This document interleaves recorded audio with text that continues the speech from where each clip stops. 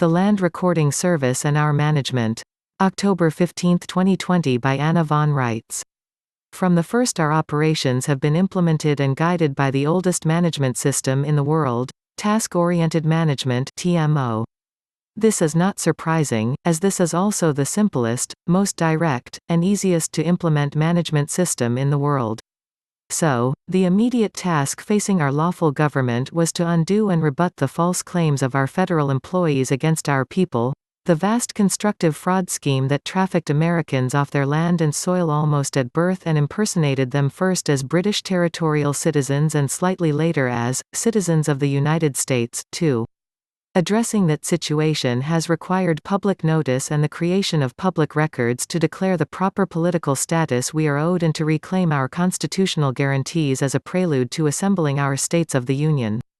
It is relatively easy for most Americans to recognize the fact that they are Americans and want to be Americans and always assumed that they were Americans, and most people are surprised to learn that they have ever been considered anything else, but the pathway back to their birthright political status has been strewn with many obstacles, and the process of rebutting these false claims of foreign citizenships was, and to some extent, still is, arduous. Because we have, almost all, been trafficked off and away from our native land and soil, we have had to reconvey our names and identities back to where we began when we were only a few days or weeks old. That process has required creation of countering land jurisdiction records to rebut the presumption that we were abandoned by our government and left our country voluntarily. Fortunately for us, land is an international jurisdiction, and even the Federated State of State organizations and the Federated County of organizations of our erstwhile territorial and municipal employees have had to maintain land recording offices. There are now 50 such land recording systems active in each of the 50 states, and roughly 3,100 local land recording offices, one in each county. However, not all of these offices embraced their public duty to record the kinds of transactions and transfers we presented, mainly because not all of these land recording offices were swift enough to know that we are, ourselves, land assets, and international public records concerning us are supposed to be kept by land recording offices. This whole circumstance and our desire to create countermanding public records to rebut the birth registrations foisted off on us when we were babes in our cradles meant that one county land recording office would record our paperwork and another one wouldn't. There was absolutely no guarantee that someone living in California could record their presence and political status as a Californian, for example. In addition to this problem, even when we found recording offices and counties willing to do their public duty, those offices were scattered all over the country. It was impossible to create any collective database to issue state credentials to our people or to identify them as state nationals or state citizens for the purposes of court services and international peacekeeping.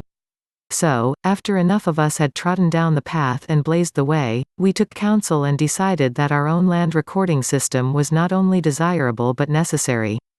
This should be, we decided, in the form of a private blockchain service. The Land Recording System, also known as the Land Recording Service, was born. It's now up and operational and available for the use of state assemblies throughout the country. Almost at the same time, a similar service, America Unincorporated, sprang up. This service is also competent to publish land jurisdiction records and issue state credentials. Perhaps because there are presently only two such services covering the entire country, this has given some people the idea that they are in competition with each other. They forget that these two services are struggling to replace the services of 50 state of state and 3,100 county recorder offices, and that eventually, we will probably have and need just as many state and local offices to perform these tasks.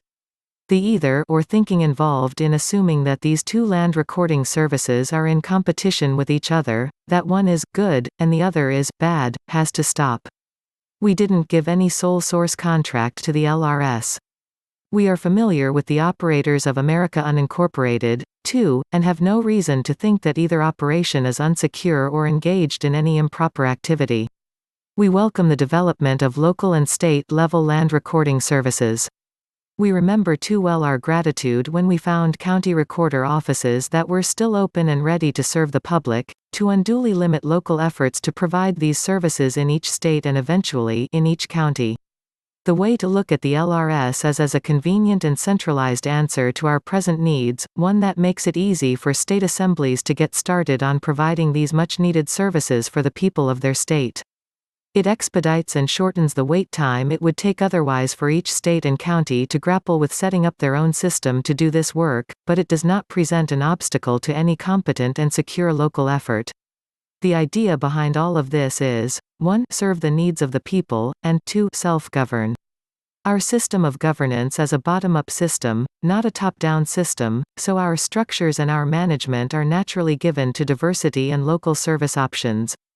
The ultimate goal here is for the people of each state and county to have their own competent land recording system, one that serves their needs, one which is delivered and controlled locally, but which can interface internationally. That's the goal. We are not about consolidating power and vesting it in centralized systems. We are about empowering local government and encouraging local initiative. Our role at this juncture is to provide guidance and assistance and support to local leaders. The LRS should be seen as training wheels to get a needed job done. We are happy to have it and happy to use it, but we also need to recognize that it isn't the ultimate answer. Someday each of the state assemblies will have their own hand-tailored land recording systems which enjoy all the benefit and insight that we have gained from the LRS. They may also support and tie into a centralized system like the LRS or its by then second-generation edition, as a backup and to maintain an up-to-date countrywide database. Always, in all our efforts, at all levels, we have to keep our eyes on the actual goal: protect the people and their assets. Provide people with the services they need to be safe and prosperous and happy. Promote peace. Support the process of self-governance. The less expensive and the less invasive and the less politicized and less centralized a government is, the more accountable and controllable it is, and the better government it is. This is why our forefathers established a grassroots government. They counted on us to defend our self-interest and to keep it simple and to keep it in our control. This is what we need to get back to, in order to check and balance the endless proliferation of centralized and incorporated power. We cannot simply trust the government to do its job or even know what its job is without constant vigilance on our parts. Perhaps counterintuitively for those who have been reared in the corporate central government model, our government requires decentralization of power and functionality. So while we are starting out with a convenient and centralized land recording system that everyone can learn and use and benefit from, and that's a good thing, having the LRS up and operating and using it in this manner for these purposes is not the end goal. The end goal is to have many separate land recording offices in competent local control, maintaining their own databases within their counties and within their states, all meeting basic standards of quality service and security. America Unincorporated should be understood as a first step toward that next goal of beginning to maintain local databases and overall decentralization. The LRS will still be there and still be used, but as the state and local governments steady on their feet, its role will naturally shift toward a support capacity similar to the data-keeping functions of BLM, an interface for the state assemblies with the United States of America and the United States Land Patent System. The LRS is already set up and designed to take on this increasingly vital work, as it already has the capacity to publish land patents and record them. My intention for the LRS is and has always been to make Ron Gibson's job easier and to make it easy for Americans to reclaim their land assets. As with all other endeavors, this is an organic process and things will continue to grow and to change.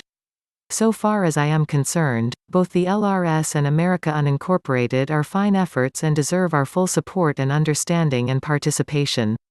Development of state and local databases and recording services like America Unincorporated is just as important as developing international databases and recording services like the LRS. As my mother used to say, it's not where you start out, it's where you end up that counts. Let's all stay on track and recognize that there are a variety of needs to be met and a variety of means needed to get the whole job done in a timely fashion.